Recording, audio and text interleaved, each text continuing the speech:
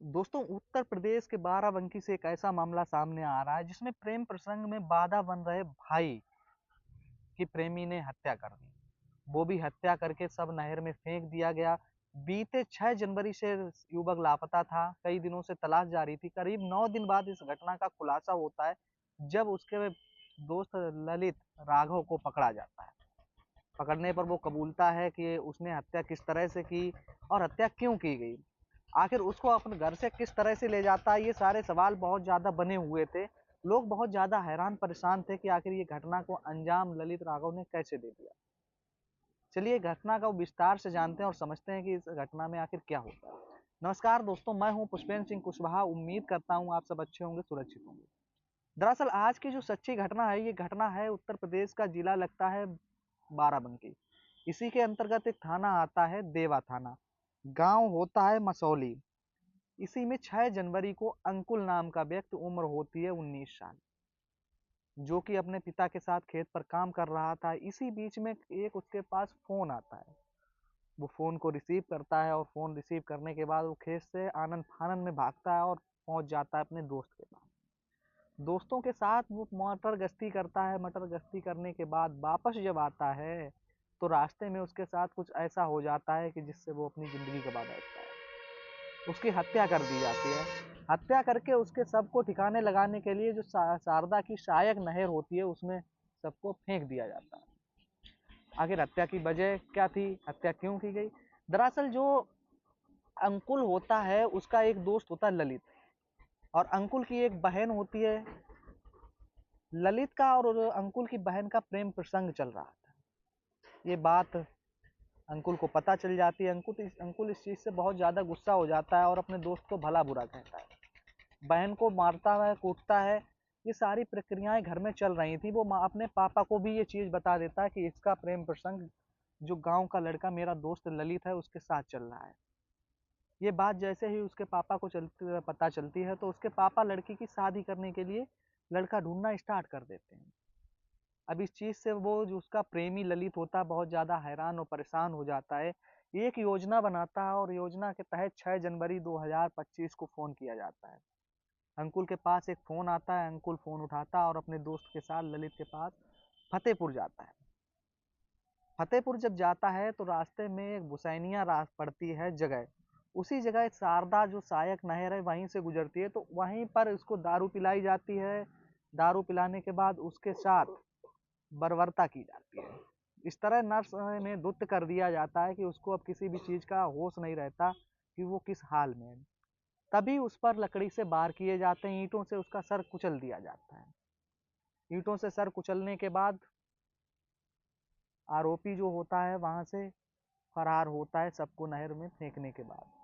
दरअसल आरोपी ने एक बहुत बड़ी गलती कर दी थी। जो गलती की थी वो गलती ये थी कि जो मृत युवक था उसका एक जैकेट और उसका फोन आरोपी खुद लेकर आ गया था। जब आरोपी फोन ले कर आया था 6 जनवरी को, उसके पिता जब थाने पहुंचते हैं तो एफआईआर दर्ज कराते हैं गुमशुदगी की। उन्होंने पूरे हालात बताए थे कि खेत पर लड़का गया था, फोन आया था, वहां से चले। इसी बीच में जब पुलिस सीसीटीवी कैमरा खंगाल रही थी तो खंगालते खंगालते उनको एक सबूत मिल जाता है कि वो जो गांव का ललित है उसके साथ बाइक पर बैठकर कहीं जा रहा है। ये पहला सबूत होता है। फिर दूसरा सबूत होता है कि जिस नंबर से कॉल आई थी तो अंकुल के फोन का सीडीआर निकाला जाता है। जब सीडीआर निकाला जाता है तो सीडीआर से पता चलता है जो आखिरी कॉल की गई थी वो ललित को की गई थी और ललित से का आखिरी कॉल आया हुआ था। अब ललित को लगातार ट्रेस किया जा रहा था लेकिन ललित का भी फोन बंद जा रहा था। लेकिन जब ललित का फोन बंद जाता है तो पुलिस का शक बहुत ज्यादा गहरा जाता है इस चीज से कि आखिर कहीं ना कहीं इसमें हत्या में ललित का हाथ है। ललित को पुलिस गिरफ्तार करती है। लगातार दबिश देकर जब ललित पुलिस के हत्थे चढ़ता है तो पुलिस जब उससे पूछताछ करती है तो वो गोल मटोल जवाब देना शुरू कर देता है। जब गोल मटोल जवाब देता है तो कुछ ऐसा हो जाता है कि उन जवाबों को सुनकर पुलिस को बहुत ज्यादा गुस्सा आ जाता है। अब पुलिस अपने तरीके से पूछताछ कर रही थी लेकिन कोई भी सबूत पुलिस के हाथ नहीं लग रहा था। लेकिन पुलिस ने अपने पुलिसिया तरीके से जैसे ही पूछना शुरू किया तो ललित टूट जाता है और सब कुछ सच सच बता देता है। वो बताता है कि दरअसल उसकी जो बहन है अंकुल की, उसकी भी उम्र 22 साल होती है। उससे उसका प्रेम प्रसंग लगातार चल रहा था। करीब 2 साल से उसके साथ प्रेम प्रसंग था। ये बात उस लड़की के घर में पता चल जाती है और उसके प्रेम प्रसंग में बाधा आ रहा था, वो था अंकुल। अंकुल लगातार प्रताड़ित कर रहा था, तो फ़ोन उसका छीन लिया था अपनी बहन का। इस तरह से उसकी बहन से ललित की बात नहीं हो पा रही थी। ललित बहुत ज़्यादा हैरान परेशान हो जाता है, एक योजना बनाता है, योजना के तहत उसको घर से ले जाता है और खूब दारू पिलाकर उसकी हत्या कर देता है।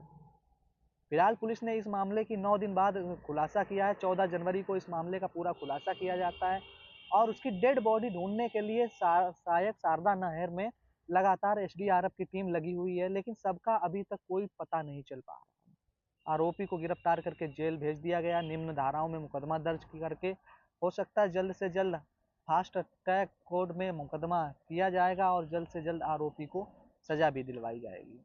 लेकिन इधर जो मामला बड़ा ही बेचिंदा परिवार में बना हुआ था कि परिवार को करीब ये बहुत पहले से पता था कि उनकी लड़की का प्रेम प्रसंग गांव के ही ललित के साथ चल रहा है। दोनों शादी करना चाह रहे थे, लेकिन इसी बीच में जब अंकुल को ये बात पता चलती है तो अंकुल बहुत ज़्यादा हैरान परेशान हो जाता है और वो भी उस लड़के से इतनी नफरत करने लगता है कि मानो कुछ कहा नहीं जा सकता। लेकिन ना जाने उस दिन किस तरह ललित के फ़ोन आने पर वो तुरंत ललित के साथ चल देता है और ललित रास्ते में ललित जो होता है वो अंकुल की शराब पिलाकर हत्या कर देता है। दोस्तों, इस कहानी को सुनाने का उद्देश्य किसी की भावनाओं को ठेस पहुंचाना नहीं था, बल्कि समाज में एक ऐसी जागरूकता लाने का था कि जो हमारे समाज में फैल रही ऐसी कुरीतियां दिन पर दिन बढ़ती जा रही हैं। प्रेम प्रसंग में प्रतिदिन की अगर आंकड़ा लगाया जाए तो सबसे ज़्यादा जो हत्याएं हो रही हैं, मर्डर हो रहे हैं, उनमें सबसे ज़्यादा मामला प्रेम प्रसंग से जुड़ा आ रहा है, अवैध संबंधों से जुड़ा आ रहा है। पहले क्या होता था कि पहले की जो राजनीति पुरानी रंजिश के तहत हत्याएं होती थी, लेकिन इस समय ऐसा है कि अवैध संबंधों के चलते, प्रेम प्रसंग के चलते सबसे ज़्यादा हत्याएं हो रही हैं, आत्महत्याएं हो रही हैं, लोग अपने आप को खुद को भी खत्म कर रहे हैं। इसलिए आप भी सतर्क रहें, अपने घर वालों को भी सतर्क रहें, सुरक्षित रहें। धन्यवाद।